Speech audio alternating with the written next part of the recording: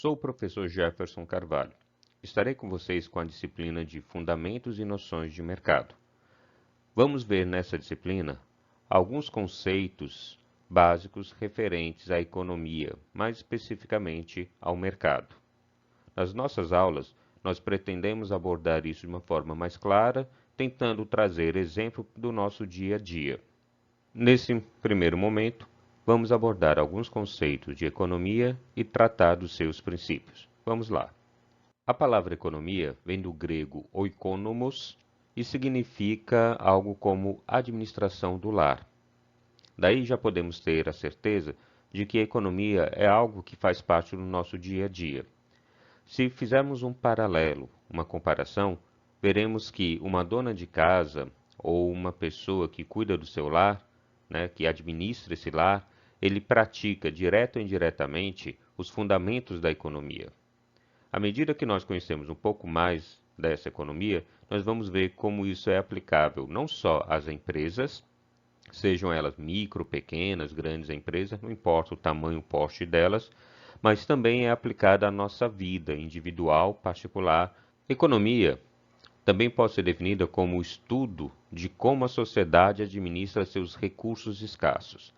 Aqui devemos prestar bastante atenção, porque quase tudo que nós falarmos a respeito de economia vai estar relacionado à questão dos recursos, onde esses recursos nós vamos entender que eles são escassos, ou seja, nós vamos ter uma quantidade finita, limitada de recursos, ou seja, não haverá recursos para todos. E isso é que vai direcionar os conhecimentos relacionados à economia. Também podemos dizer que a análise econômica é, portanto, a ciência social que estuda a produção, a distribuição e o consumo de bens e serviços.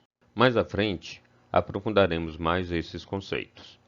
A economia é uma ciência, e toda ciência é caracterizada por princípios.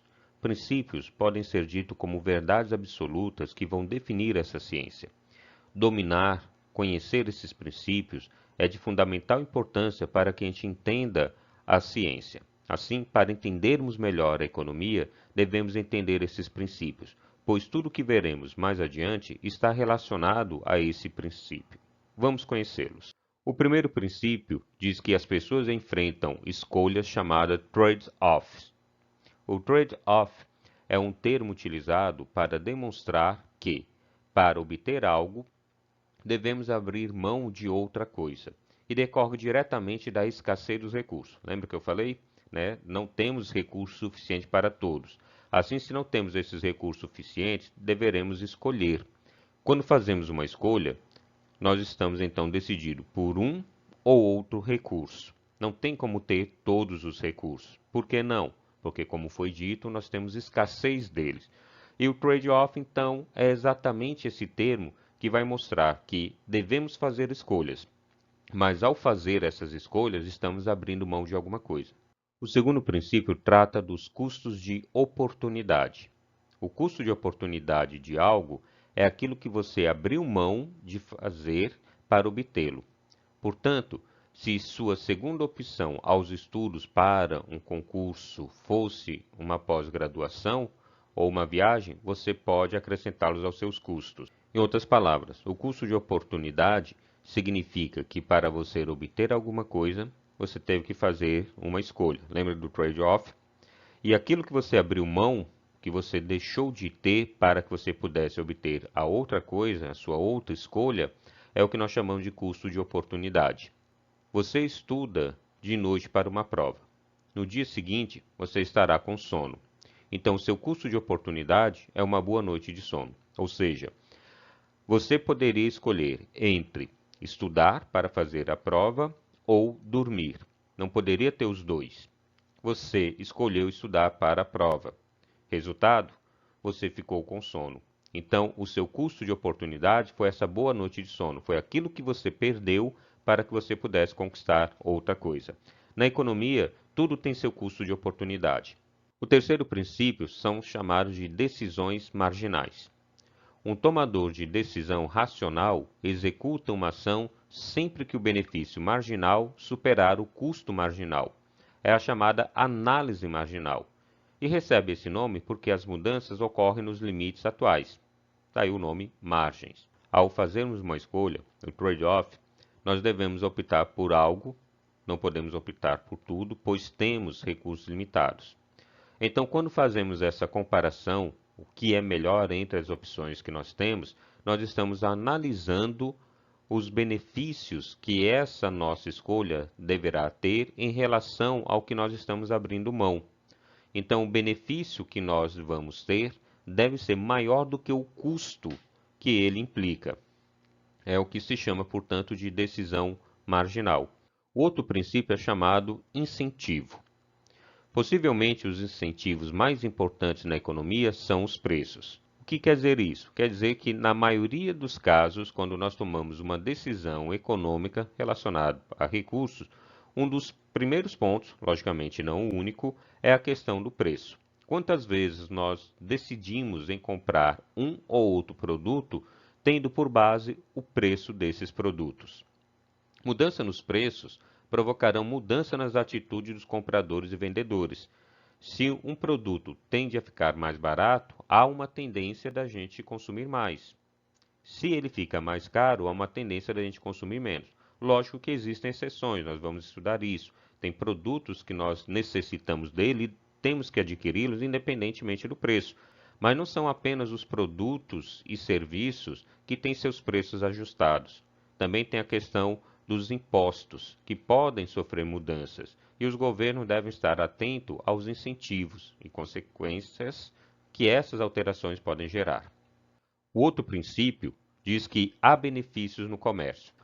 No lugar de você ter que plantar, criar os animais, confeccionar suas roupas, seus móveis, construir sua casa, o que demandaria um tempo muito grande além de conhecimento e habilidade para fazer tais coisas, não deixariam você com tempo para mais nada.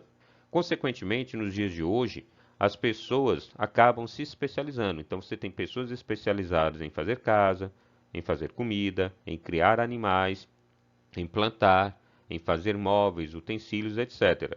E essas pessoas, ao se especializarem, produzem em quantidades maiores. O excedente dessa produção, essas pessoas vendem, ou seja, comercializam. É através, portanto, do comércio que nós podemos adquirir aqueles bens que nós não temos tempo ou conhecimento ou habilidade técnica para produzi-lo, porque com a especialização nós podemos comprar aquilo que não temos condições de produzir ou fazer e nos dedicamos a fazer aquilo que nós somos especializados. Há um sistema, portanto, de troca, um sistema comercial. O outro princípio diz que os mercados rumam ao equilíbrio. Esse princípio diz que o processo pelo qual os mercados caminham sozinho para o equilíbrio recebeu o nome de mão invisível no mercado. O que seria isso? Vamos imaginar o exemplo da indústria automobilística. Vejam o que está acontecendo agora. A indústria Ford resolveu encerrar a sua produção aqui no nosso país. Consequentemente, os modelos de veículos que ela produzia e comercializava não serão mais produzidos, não serão mais comercializados.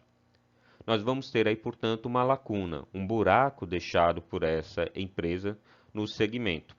Assim, os consumidores dessa marca, aquelas pessoas que compravam, que gostavam de comprar os veículos produzidos pela Ford, não terão mais esses veículos para comprar, pelo menos não os veículos novos, veículos 0 km.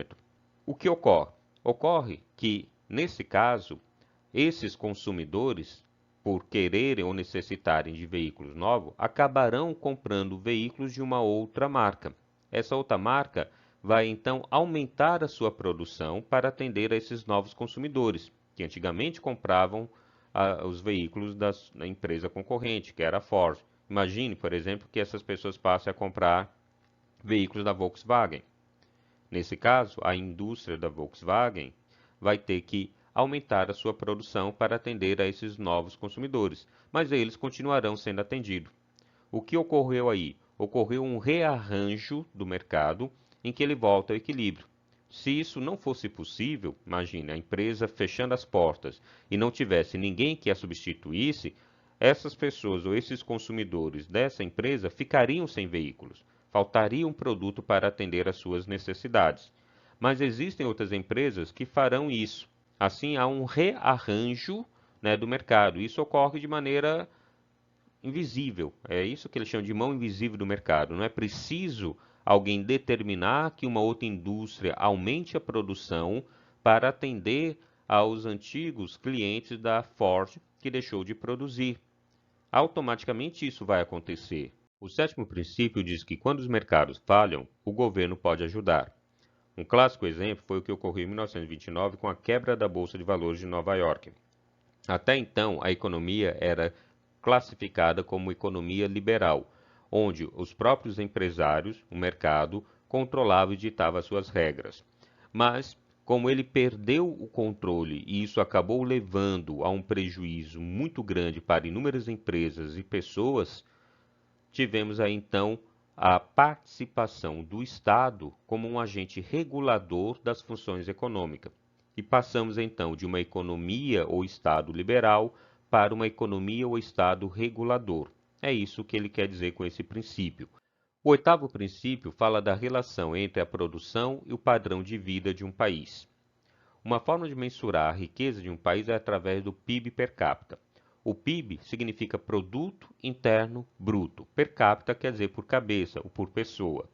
O PIB nada mais é do que a soma de todas as riquezas que são produzidas por um país ao longo de um ano, seja do setor primário, secundário, terciário, ou seja, da agricultura, do extrativismo, do comércio, da indústria, da prestação de serviços.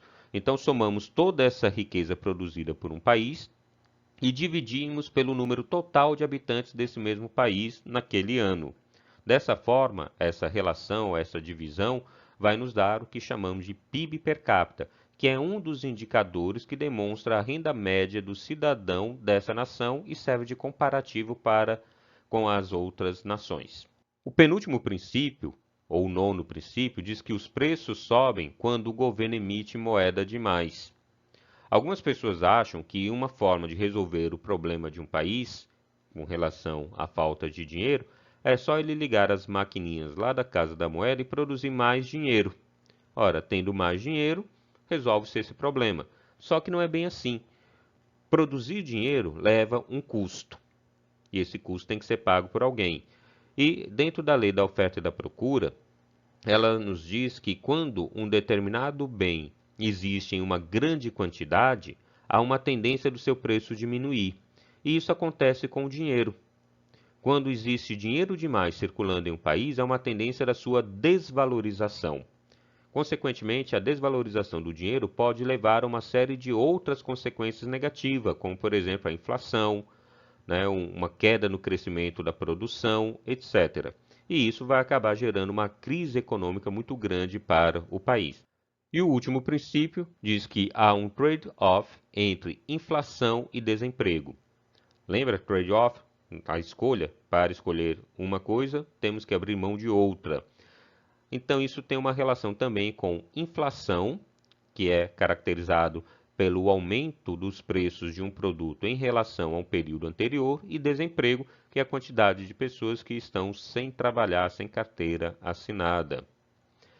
A maioria dos economistas, portanto, aceita que há um trade-off entre o desemprego e a inflação, pelo menos no curto prazo. Em outras palavras, se o governo quiser manter um baixo nível de inflação, suas políticas causarão um maior nível de desemprego. Inflação baixa, desemprego alto e vice-versa. O desemprego alto costuma vir acompanhado de baixo nível de inflação.